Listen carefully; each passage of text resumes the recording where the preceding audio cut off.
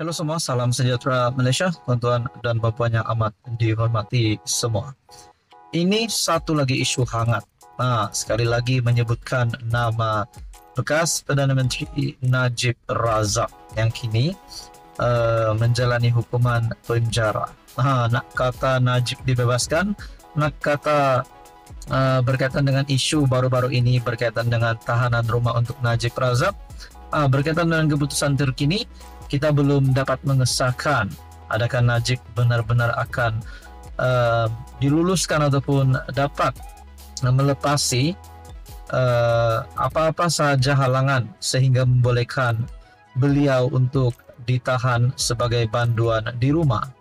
Nah, saudara-saudara, berkaitan dengan satu lagi isu ini yang menyebut nama bekas Perdana Menteri Najib Razak melalui satu artikel daripada Malaysia Kini, dan dikongsikan juga pengakuan besar Najib.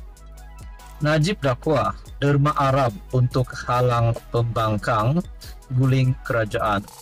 Artikel pada 30 Mei 2024. Najib Razak berkata, dia pada mulanya menyimpan sebahagian daripada dana AS 681 juta yang didakwa dermah daripada kerajaan diraja Arab Saudi pada 2013 bagi menghalang cubaan pembangkang menggulingkan kerajaan.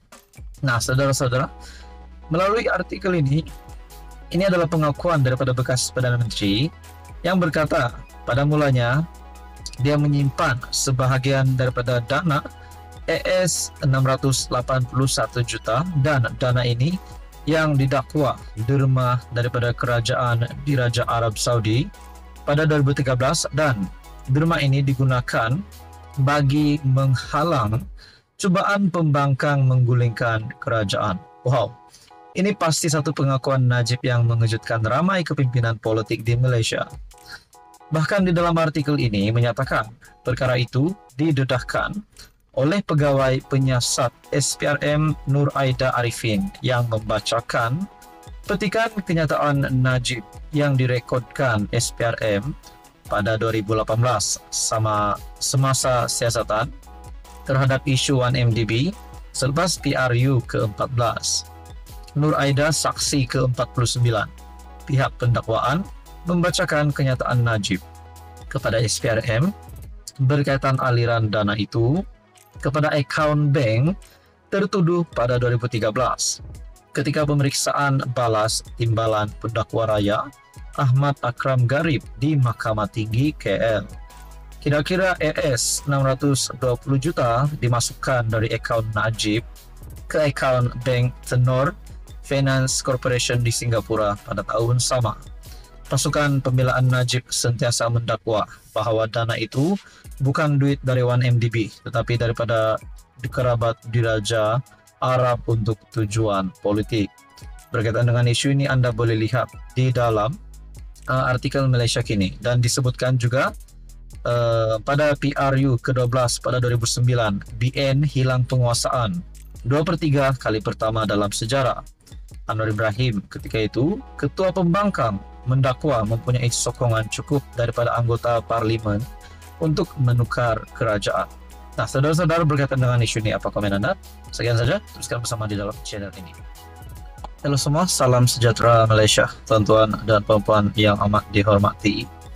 Saudara-saudara, selepas kita dikejutkan dengan isu kontrak rundingan terus yang melibatkan suami kepada salah satu pemimpin Pakatan Harapan ataupun salah satu menteri di dalam Kabinet Kerajaan Perpaduan, yaitu suami kepada Hannah Yeoh, Menteri Belia dan Sukan. Dan ini menimbulkan banyak persoalan. Adakah pemimpin PH ataupun menteri di dalam Kabinet Kerajaan Perpaduan pimpinan Datuk Seri Anwar Ibrahim terlibat dengan perkara ataupun isu kontrak rundingan terus yang di mana perkara ini adalah satu pembawaan yang tidak bagus dan satu pembawaan yang negatif yang akan membolehkan memberikan kesan yang buruk kepada pimpinan kerajaan, kerana umum mengetahui antara kontrak tender terbuka dan juga rundingan terus, sudah pasti sekiranya antara pemimpin di dalam kerajaan perpaduan, keluarga pemimpin ataupun menteri di dalam kabinet kerajaan yang terlibat dengan rundingan terus, sudah pasti ini akan membawa kepada satu pandangannya negatif. Akhirnya saudara-saudara, berkaitan dengan isu ini, menurut Exco, projek DRT Selangor bukan melalui rundingan terus. Dan begitu juga saudara-saudara yang amat dihormati, tuan-tuan dan puan yang saya amat hormati semua, melalui satu kenyataan daripada Syabuddin Husin ataupun Syabuddin.com, MB Selangor sedia dedah butiran lengkap kontrak kepada suami menteri. Menteri Besar Selangor Amiruddin Syahri berkata, kerajaan negeri sedia mendedahkan butiran penuh pelantikan Asia Mobility Technologies Sdn Bhd untuk perkhidmatan pengangkutan awam perbatuan pertama dan terakhir di negeri itu.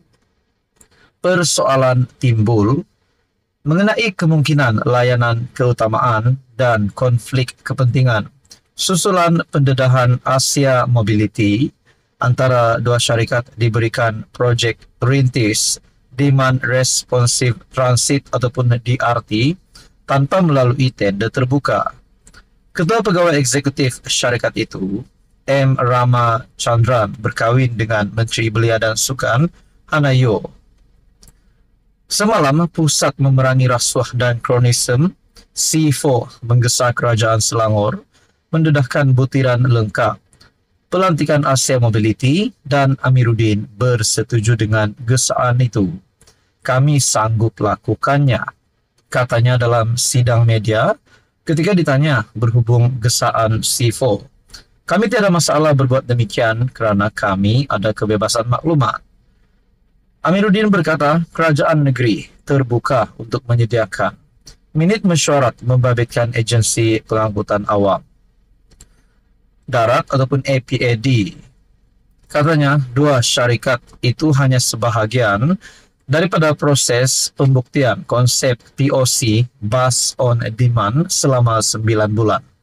POC ialah kajian kebolehwaksanaan untuk membuktikan sesuatu idea itu boleh dilaksanakan. Nah, saudara-saudara, perkongsian daripada Syabuddin Husin, Menteri Besar Selangor sedia dedah butiran lengkap kontrak kepada suami menteri. Tulisan daripada Syabuddin pada 30 Mei, manakala Exco pula dalam satu artikel pada 29 Mei menyatakan projek DRT Selangor bukan melalui rundingan terus. Mungkin ini sedikit sebanyak akan membawa kepada kecaman kepada Pakatan Harapan dan Kerajaan Perpaduan. Tapi pada akhirnya lain pula yang berlaku. Kita dapat lihat ini adalah satu penafian bahawa perkara ini ataupun isu kontrak ini yang didakwa secara rundingan terus akhirnya dinafikan. Jadi saudara-saudara, berkaitan dengan isu ini, apa komen Anda? Sekian saja, teruskan bersama di dalam channel ini.